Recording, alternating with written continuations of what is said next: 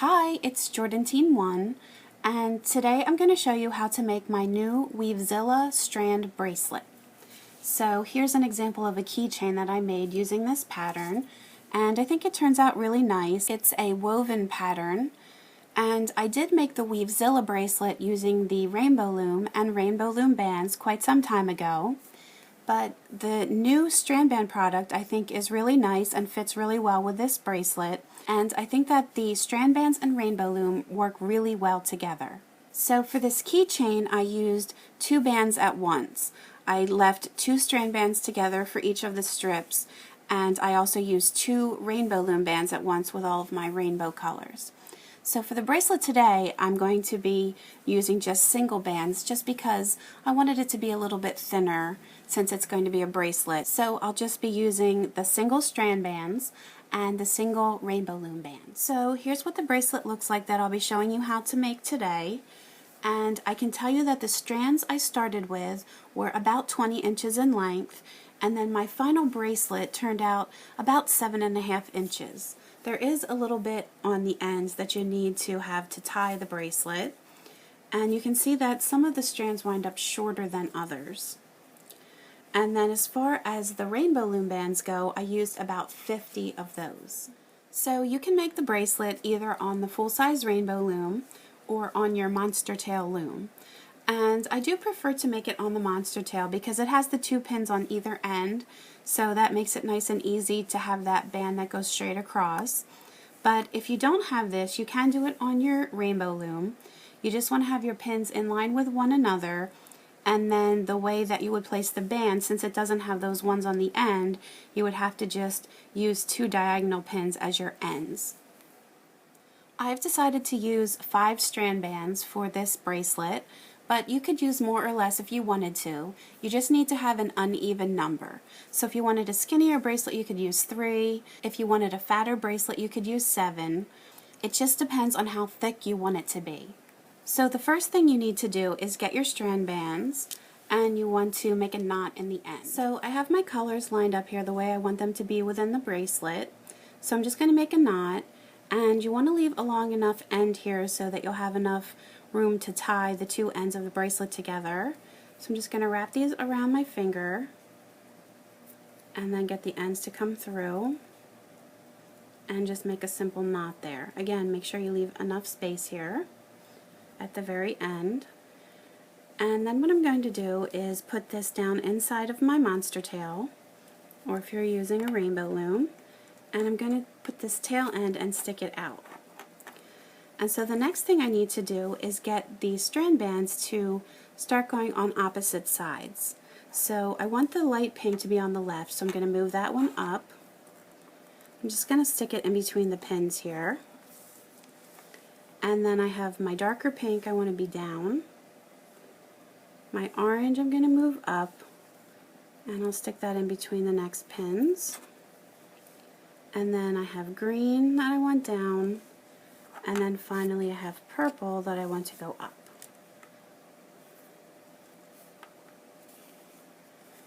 So now that I have them on opposite sides, I'm going to put my first crossband on. And all of my crossbands are going to be black, and they're going from one side all the way straight across to the other. And you don't have to twist anything. And every time you put a crossband on, then you want to switch the position of your strand bands. So I have the light pink that's going to come down. My second one will move up. My orange will come down. And then my green will move up. And finally the purple comes down.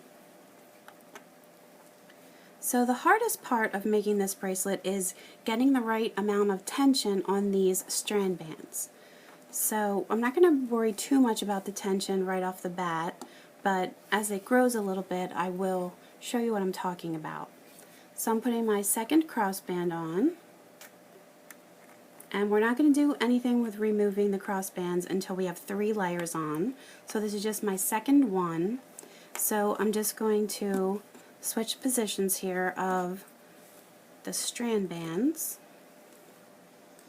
just going opposite here, and make sure you're keeping them straight. Don't cross them over one another. And then I'll put my third crossband on and just keep pushing these down just so we have room to add your next band there. So now that we have 3 of our black bands or crossbands on, I'm going to take the bottom one and pull it over the top, doing that for each of the sides there.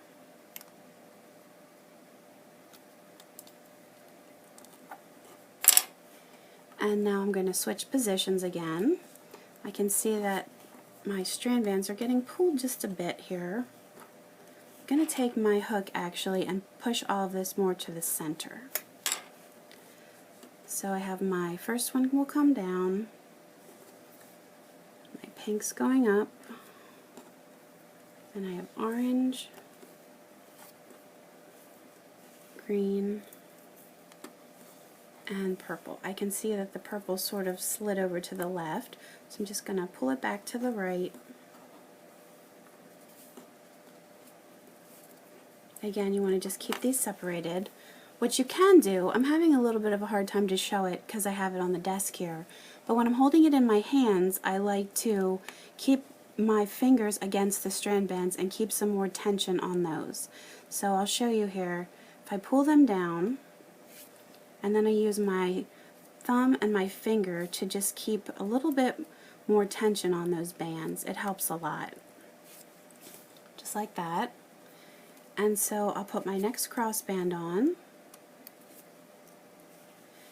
And then since I put that on, I need to remove that bottom layer on the side.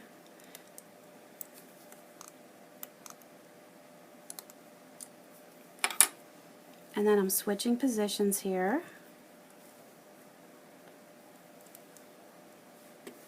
This is what's going to make that woven look to your bracelet, or whatever it is you're making. Adding the next crossband. Remove the bottom.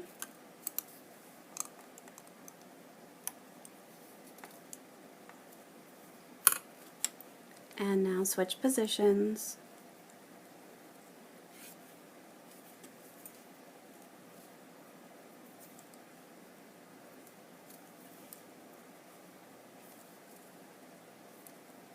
Again, I'm going to put a little bit more tension on these and hold them down. Again, the crossband, and remove that bottom.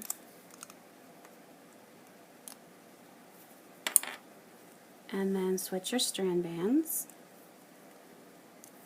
So you should start to see a pattern forming, and I'll show you in just a second.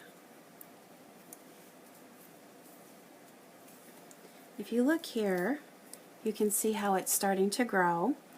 And what you want to do is just keep an eye on this, and just to get an idea of how tight your strand bands are to see if it's forming a nice pattern. So you don't want to see your strand bands bulking out, then you know you need to tighten them up. And if it looks like they're pulling too hard and this is starting to curl, then you need to pull down on this and make your strand bands looser to give them a little bit more slack.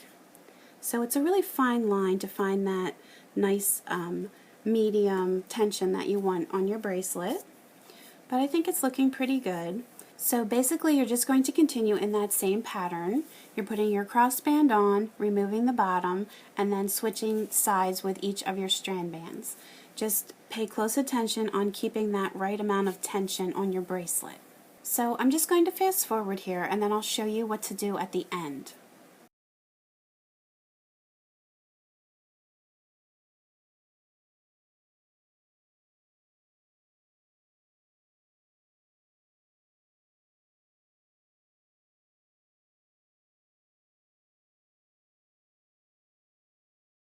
Now I have my bracelet to the length that I'd like, and I'm ready to remove it from the loom. So you should have 2 crossbands left on. What I'm going to do is take the bottom one and just pull it over the top. So that leaves just one. And then I'm going to take all of these bands, the strand bands, and put them together. And then I'm going to take the right side here, get it on my hook, I'm going to grab these strand bands and pull them through this black band or cross band on the right, and pull it all the way up through. And then I'm going to take the left side, which actually just came off of the loom. So I'm just going to grab that here, get my hook up through it, and then once again I'm going to pull the strand bands through.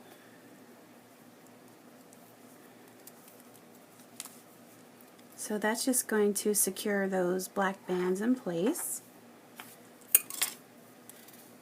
And now here's my bracelet. You can see the pattern. I really like the way it turned out. And what I need to do is just to tie this off. So what I'm actually going to do is untie this knot I started with at the end, just so it's not so bulky there. That way I'll only have one knot at the end instead of tying together a knot with a knot. So I'll just undo that, and now I'm just going to tie this together. So I'm just going to do it like you're tying a shoestring. Get the two ends right up against one another. So that's one, and then I'm going to do it a second time to make that knot. Just make sure that all of the loops make it through there. I'm going to pull that nice and tight because I don't want it to come apart. And then if you wanted to, you could leave some fringes, or if you want them gone, you just want to take some scissors and then snip these off. And then you have your bracelet. And it's nice and stretchy, so it's easy to get on and off of your wrist.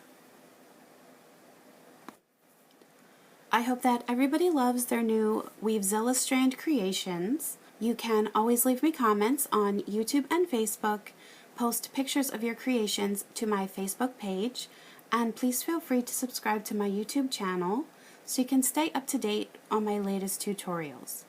You can also find me on Pinterest and Instagram, so please feel free to subscribe to those as well. Thanks for watching!